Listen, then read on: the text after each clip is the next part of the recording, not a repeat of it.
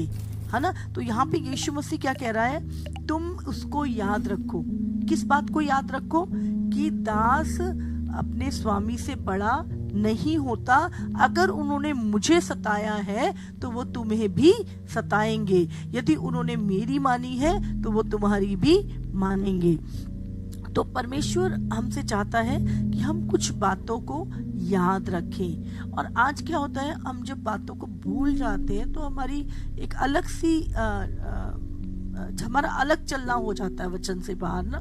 तो हमें क्या है, याद रखना है कि परमेश्वर, तो आप देखो, जो कुछ भी, अगर आप अपने आप को दास कहते हो और अगर आप दास हो तो जो बातें यीशु ने कही, जो बातें यीशु ने कही नहीं सही, वो तुम्हें भी सहनी पड़ेगी। जिस दौड़ से यीशु निकला उससे तुम्हें भी निकलना पड़ेगा। अगर यीशु का सताव उसके अपनों ने किया तो आपका भी होगा। अगर यीशु मसीह वो जो बहुत धर्मी या पुराने, कई बार मसीह ऐसे लोग होते हैं जो अपने आप को बहुत रिलीजियस, बहुत स्पिरिचुअल समझते पर होते नहीं है, ऐसे लोग भी तुम्हारा विरोध करेंगे। यीशु का विरोध धर्मगुरुओं ने किया, है ना, जो अपने आप में कहते थे हम तो जी पीएचडी, बाइबल की पीएचडी की हुई है हमने, तो उन्होंने यीशु का विरोध किया। तो आपको याद रखना है।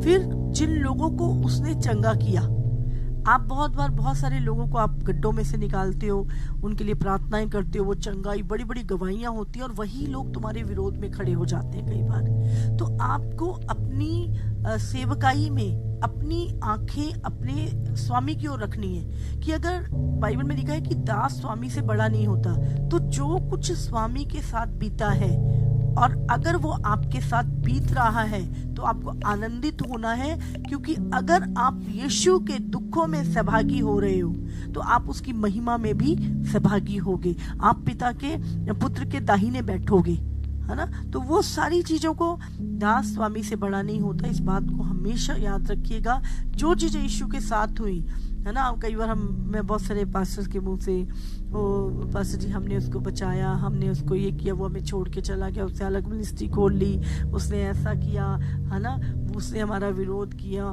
तो चिंता मत करें, यीशु का नहीं हुआ, आपको सिर्फ ब्लेस करना है, ठीक है। जो गया गया। क्या यीशु को धोखा नहीं दिया गया? क्या यीशु की परीक्षा नहीं हुई? क्या यीशु को पिता ने कोड़े मार के और ताड़ना दे के नहीं उसकी परीक्षा ली, उसको सिखाया? तो अगर आपके साथ कुछ चीजें हो रही हैं तो हम क्यों चिल्ला रहे हैं? एक तरफ हम अपने आप को दास कहते हैं और दूसरी तरफ हम कहते हैं नहीं मेरे साथ ऐसा नहीं होना चाहिए। हम अपने आप को स्वामी समझते हैं, हम स्वामी नहीं है। कोई भी पास्टर अपनी चर्च का स्वामी नहीं है, वो परमेश्वर का दास है और एक रखवाला है परमेश्वर की कलीसिया का, एक चरवाहा है भेड़ों को चराने के लिए, जिसको मालिक को जवाब देना है। भेड़े आपकी नहीं है, भेड़े परमेश्वर की है, मालिक की है, लेकिन आपको चरवाही के लिए दी गई है। दाऊद को भी तो परमेश्वर ने अपनी भेड़ें दी, इजराइल सौंपा कि भाई तू मेरे इजराइल की अगुवाई कर। लेकिन इसका मतलब ये नहीं था कि दाऊद कुछ भी करता। जब दाऊद ने गलत किया तो परमेश्वर ने उसको भी दंड दिया ना। तो अगर हम परमेश्वर की कलीसिया के चरवाहे हैं और हम कुछ गलत करते हैं तो हमें भी हमारी भी ताड़ना होगी, समझे। हम भी नहीं बच सकते, वचन तो सबके लिए सेम है, तो हमारी तो ज्यादा होगी। तो कई बार हमें याद रखना है हमेशा कि ये बात हमेशा याद रखो कि दास स्वामी से बड़ा नहीं होता। आप यीशु से बड़े नहीं हैं। अगर यीशु के साथ, इसीलिए यीशु ने अपनी चीजें बताई हमें कि जब तुम मेरी तरह चलोगे तभी तुम उस महिमा को देखोगे, उस अधिकारों को इस्तेमाल कर सकोगे। और बाइबल हमें बताती है यीशु ने जब वो अधिकार थे वो अपने चेलों को दिए, कलीसिया को दिए, और यीशु ने कहा नम्र बनो, दीन बनो जैसा मैं हूं, मेरा जुआ अपने ऊपर उठा लो। लेकिन आज अगर हम बड़े घमंड से भरे होते हैं, अरे मैं तो बड़ा पास्टर, मेरे प्रार्थना करने से तो कैंसर चले गए, ऐसा हो गया वैसा हो गया। तुम्हारे प्रार्थना करने से ना तुम्हारा खुद का सिर ठीक नहीं हो सकता, याद रखिएगा। तो ये अनॉइंटिंग जो है ना, ये वो देता है और वो देखता है ये व्यक्ति जब आपको वो अभिषेक तब मिलता है जब आप नम्रता और दीनता के साथ मांगते हैं, भूख प्यास के साथ, फिर वो दे देता है। लेकिन बाद में हम सोचते हैं, अरे वो तो मेरे कारण कुछ हो रहा है, मेरे कारण कुछ भी नहीं हो रहा। समझ रहे हैं? लेकिन इसीलिए हमें याद रखना है कि हम दास हैं, पुत्र भी है और दास भी है। समझ रहे हैं?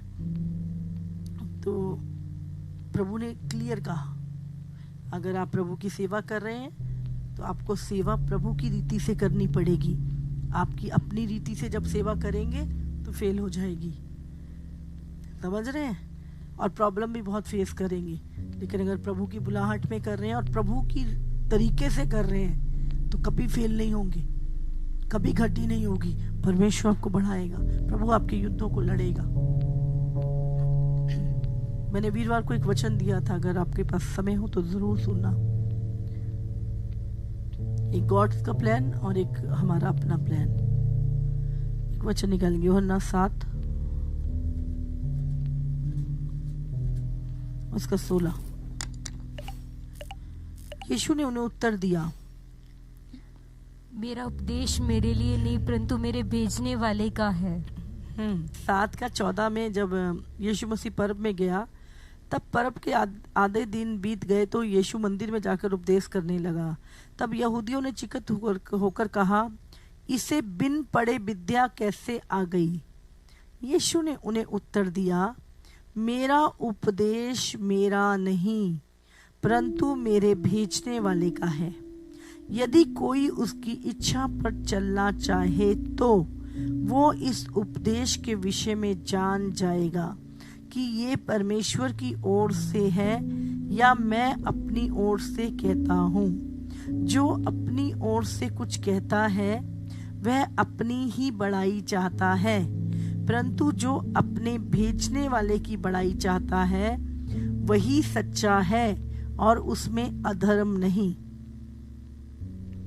समझ रहे हैं? यहाँ पर यीशु मसीह क्लियर, यहाँ पे उपदेश कौन दे रहा है? यीशु मसीह। और आप देखो, प्रभु यीशु मसीह खुद परमेश्वर है, लेकिन वो अपने आप को क्या अधीन रख के कहता है, ये मेरा उपदेश नहीं है, मेरे भेजने वाले का उपदेश है।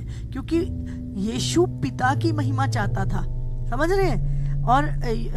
और उसने कहा, यदि कोई उसकी इच्छा पर चलना चाहे, कोई व्यक्ति अगर परमेश्वर की इच्छा पे चलना चाहे तो वो जान जाएगा कि उपदेश पिता की ओर से है या इसकी अपनी ओर से है ना? जो अपनी ओर से कुछ कहता है वो अपनी बड़ाई करता है, लेकिन जो अपने भेजने वाले की बड़ाई चाहता है वही सच्चा है और उसमें अधर्म नहीं। आज हम देखते हैं,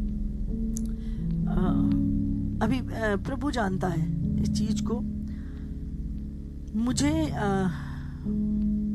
प्रचार करने के लिए तैयारी की जरूरत नहीं होती। अब मुझे किसी भी चीज में परमेश्वर पवित्र आत्मा की डाउनलोड करता है। जस्ट पुलपिट पे जाके परमेश्वर वचन बोलना शुरू करता है। और कई बार ऐसा होता है, रात को प्रेयर करके सोते हैं, बहुत लेट हो जाता है, कई बार सुबह बाइबल भी नहीं खोल पाते हैं, डायरेक्ट परमेश्वर का वचन ऐसे, क्योंकि वो स्टोर है, वो बहुत सारा स्टोर है। बस परमेश्वर अपनी इच्छा बताता है कि चर्च को ये नीड है इस समय, और वो ऑटोमेटिक परमेश्वर का वचन, सामर्थी वचन, और एक एक व्यक्ति ये बोलता है कि मेरे लिए था, आज का पूरा वचन मेरे लिए था।